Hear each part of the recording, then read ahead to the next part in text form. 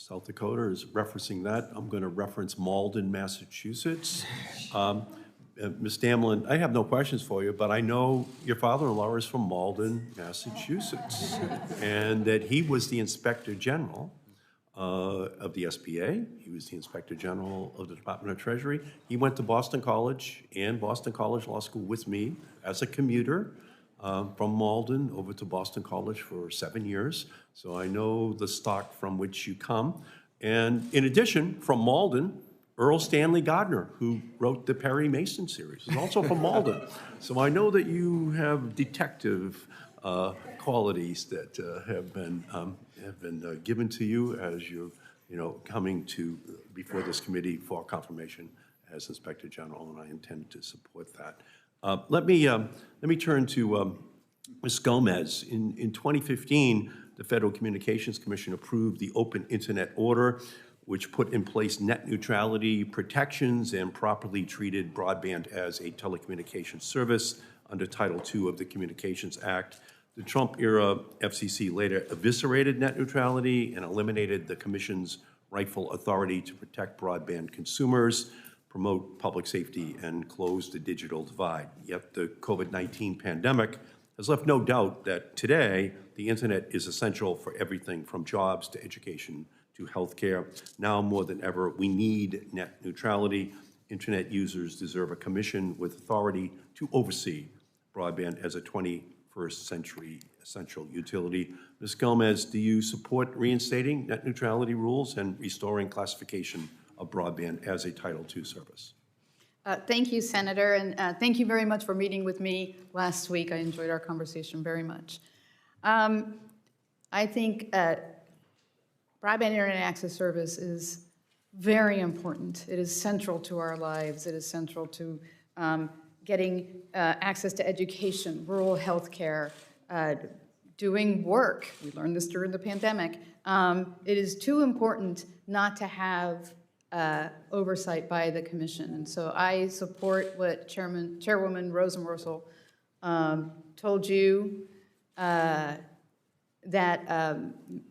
the Commission should have robust authority over broadband internet access. Thank you. And I plan as well to introduce legislation that would finally end this back and forth between administrations.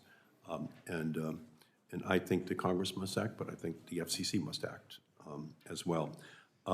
So it's critical that we confirm you. Over the past 2 years, the Emergency Connectivity Fund has provided laptops, tablets, internet services to over 17 million students and teachers.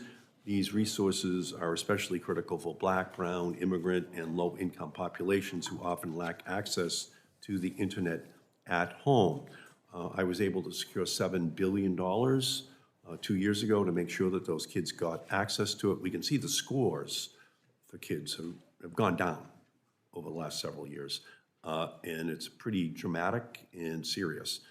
In addition to, obviously, the targeting of kids by social media companies. So there's a real crisis out there that we can see.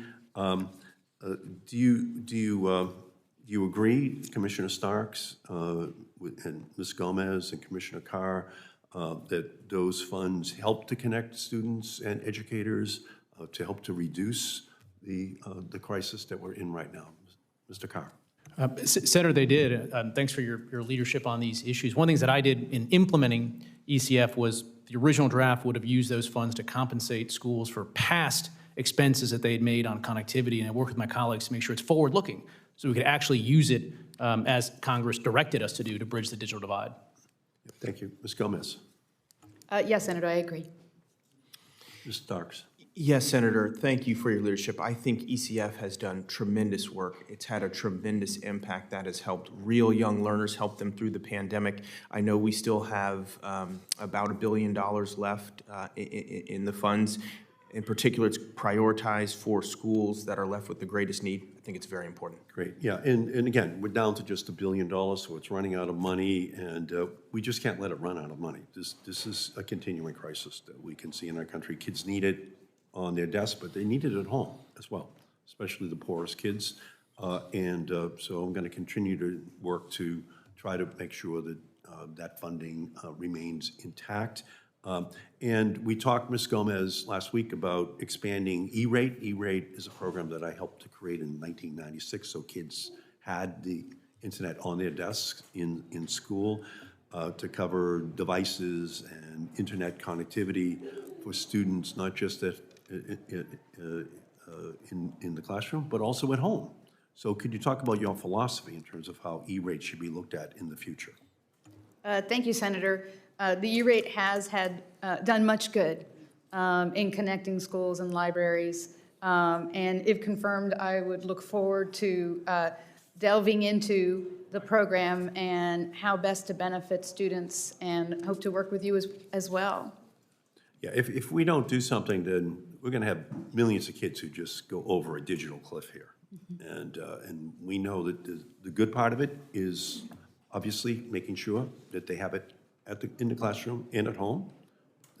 That's the good side of it in this Dickensian world. But there's also a negative side, and we have to move on strong child internet, social media protections that the Congress promulgates to protect them against the negative side of it as well. So my time has expired.